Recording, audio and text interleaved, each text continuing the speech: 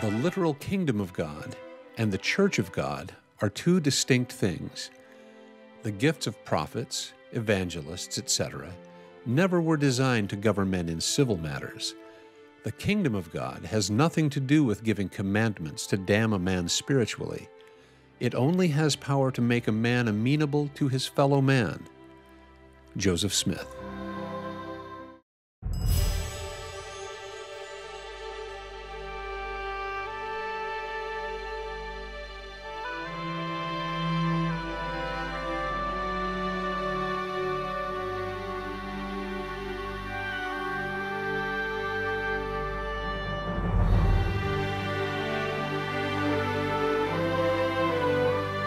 March the 11th, 1844, Nauvoo, Illinois. Joseph Smith called together a council that he and others saw as the beginning of the literal kingdom of God on earth. That council, known both as the Council of the Kingdom of God, or as more commonly called, the Council of 50, because it had roughly 50 members, functioned under the prophet's direction until his martyrdom in June of 1844. By February 1845, Brigham Young had reorganized the Council of 50 for a very specific purpose. The minutes of that council were kept primarily and well by William Clayton, and those minutes have never been publicly available. This volume of the Joseph Smith Papers publishes those minutes for the first time. This episode of History of the Saints is about those minutes and this forthcoming volume. We begin with this. What was the Council of 50? On March the 10th, they got a letter, two letters actually, from the men who were in the pineries in Wisconsin preparing lumber to come down for the Nauvoo House and the temple, which invited them to consider a place to settle outside the Latter-day Saint settlements and perhaps outside the boundaries of the United States, even in Texas. When Joseph Smith received the letters from Wisconsin, which led to the creation of the Council of 50, he first gathered several key church leaders who would have been most concerned with the contents of those letters. This group included all of the members of the Quorum of the 12 who were in Nauvoo at the time of the letters were received. It included men who were bishops, men who were apostles. Hyrum Smith was a member of the temple committee.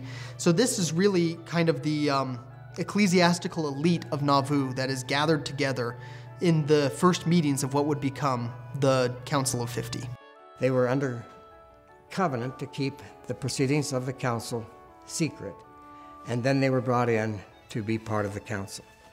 Eventually, this council was expanded to about 50 men. There was nothing particularly sacred about 50. They had a few more than 50 occasionally, a few less than 50. They had alternates if somebody was out of town for a long while. What was the purpose of this council? This from William Clayton.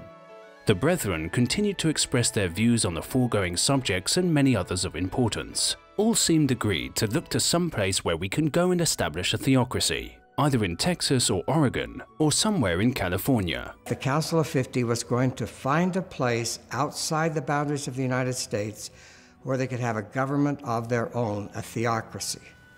And all of these other pieces would fit into that plan of a new place to protect the rights of the saints outside the boundaries of the United States, a place under a government of God, which would be by definition a theocracy, or they sometimes call it a theodemocracy because it included the consent of the governed, it included the unique Mormon blend of common consent and priesthood leadership.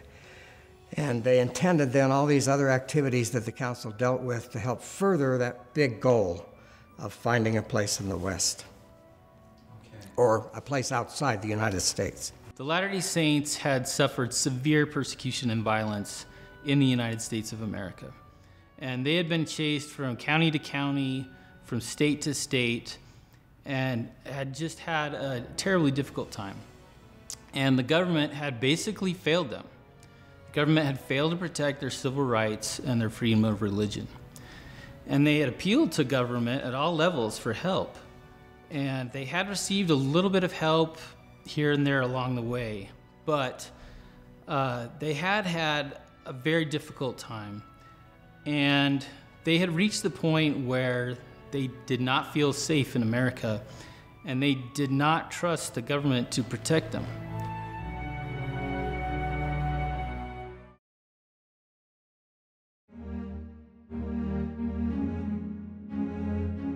One of the things that Joseph Smith said about the Council of 50 is that he wanted to create a theocracy, or a theocratic government. And so under his idea of a theodemocracy, there would be free discussion, there would be the ability for people to dissent from the government, there would be religious liberty, there would be religious freedom under that government, and there would be, Joseph Smith and others believed, an increase in righteousness among the people that would pave the way, prepare the people for the second coming of Jesus Christ.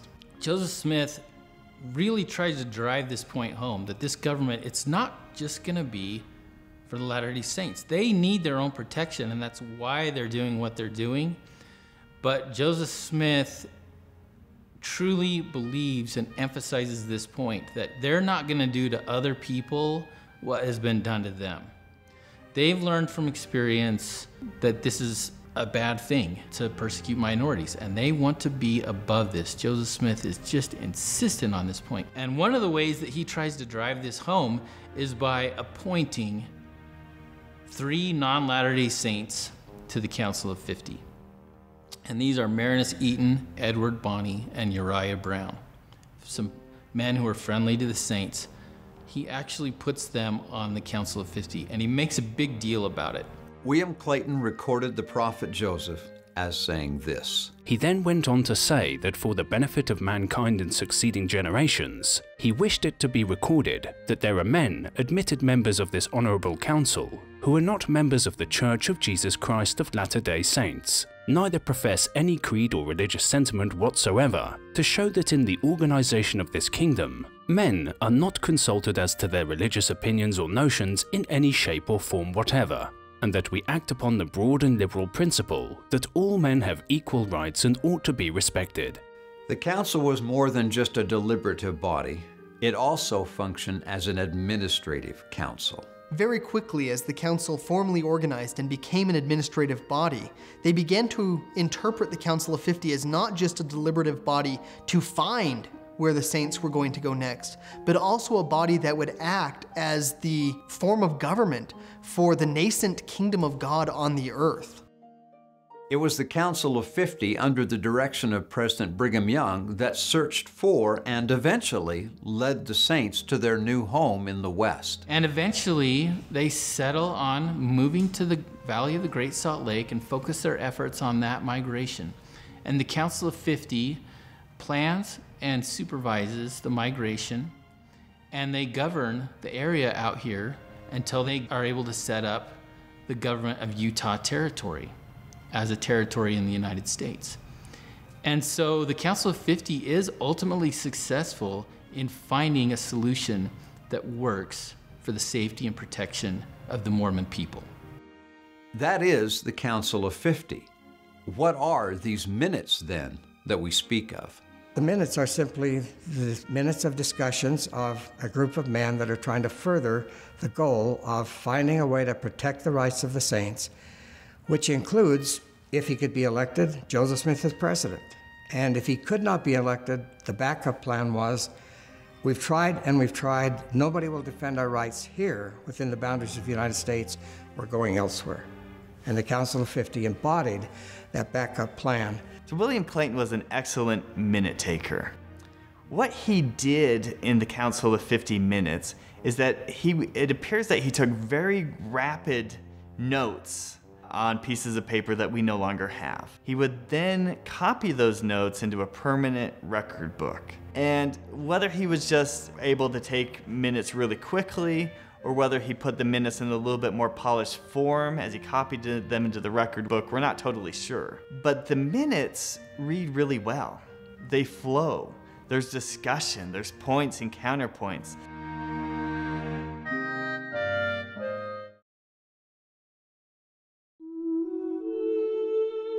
The Council of 50 Minutes are recorded in 3 small notebooks. They're about 6 inches tall, about 4 inches wide, and about 1 inch thick. And the extant minutes are entirely in the handwriting of William Clayton, who is one of our great record keepers from the Nauvoo era. He brought those minutes with him to Utah. They remained in the possession of leaders of the church, of Brigham Young, of George Buchanan, of John Taylor. Then they became part of the collection of the First Presidency of the church. And they've remained part of that collection until just a few years ago when they were transferred to the Church History Library. For most of that time, they were probably read very little.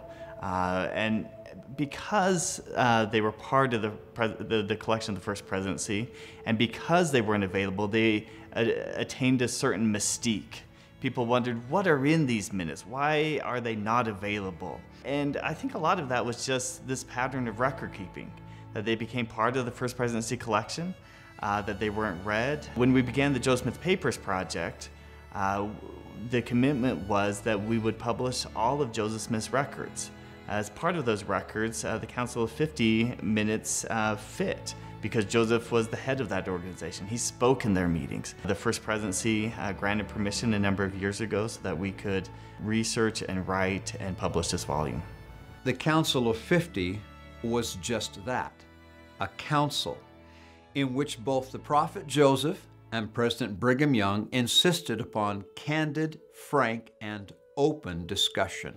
Joseph Smith did want some variety of opinion in the council, but mostly I think he's just looking for competent, influential men that can sit down and deliberate and talk through issues and challenge things along the way. There's a moment when he presents an issue and he says, now I want to have some debate and deliberation on this issue, and I don't just want a bunch of yes men agreeing with everything I say. That would be a council of doughheads. And don't be a doughhead. Speak your mind. Everyone speak your mind freely, and let's talk through this issue, and then we'll resolve it together. Now, in the end, Joseph Smith did expect the men to come to a conclusion, and Joseph Smith cared very deeply about harmony, social harmony, and good feelings, and especially about harmony in the council and unanimity and resolve and common resolve. But that is at the end of the process. And at the beginning of the process, he is encouraging a lot of freewheeling debate, discussion, deliberation to talk through this issue. The most explosive thing may be Brigham Young's language, and we've known about his tendency to use hyperbole and militant, almost violent rhetoric. And in 1845, he is impatient. He's out of patience with the United States. He has no more truck with them, for they have killed the blood, they have spilled the blood of the prophets, they have failed to protect the Latter-day Saints, and we are going beyond them, and they're in the hands of the Lord. There are elements in the Council of 50 Minutes that will surprise and shock someone if it's the first time they've ever heard it. Their demeanor towards the federal government, their anger at Joseph Smith's murder, their attempt to create and form alliances with Native American groups ostensibly against a proposed United States invasion of Mormon territory.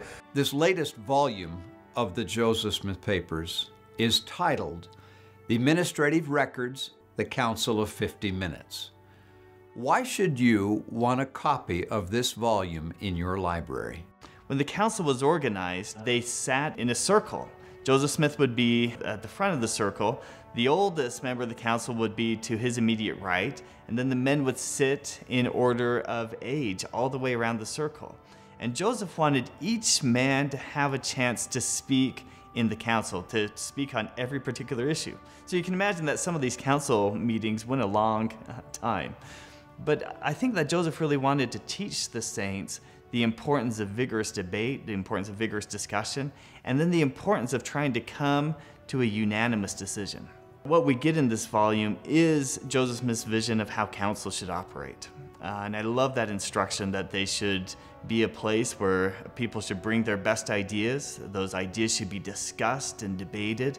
And then he believed that through inspiration, the council working together would arrive at the correct decision.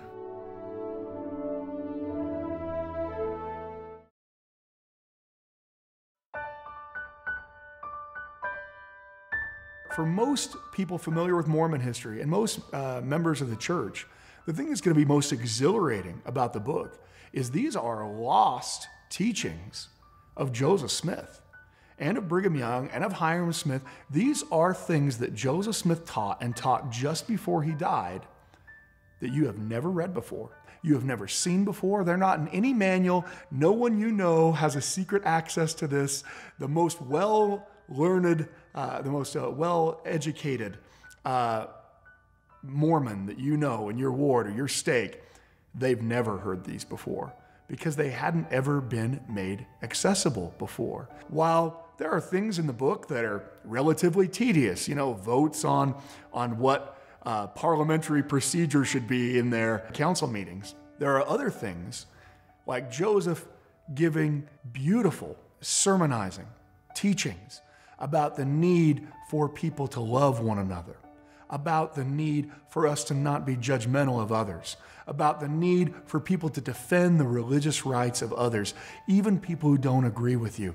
They can immerse themselves in the last months of Joseph Smith's life, which is really what this is. The last months of Joseph Smith's life is the first part of this book. See the concerns that he has, the things that he has to say. And this is where some of Joseph's most poetic and really beautiful teachings, some of the most beautiful things, as someone who's read much of what Joseph Smith has written as my profession, some of the most beautiful sentiments I've ever seen expressed were expressed by Joseph Smith in the Council of 50 meetings, where he talks about the idea of friendship and how important it is to him. This is something you get from Joseph's life, that he is a lover of people.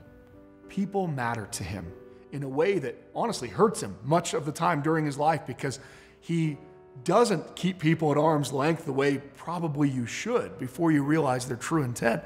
But Joseph is such a lover of people. That shines through in the Council of 50 Minutes. Joseph's passionate desire, not that what he believes isn't true. He's certain that what he believes is true, certain that this is God's kingdom on earth, but that there should be no compulsion towards people to believe it, and that we certainly shouldn't not express love to people who don't believe it, that we should find areas of common ground, that we should always treat one another with love and respect. Having access to the Council of 50 Minutes allows us a perspective we did not have before.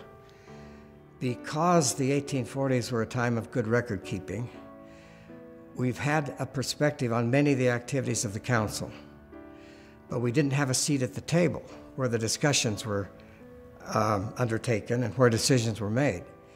And now for the first time, we have the center that was missing and can put together the center discussions with the activities that we could view from other perspectives.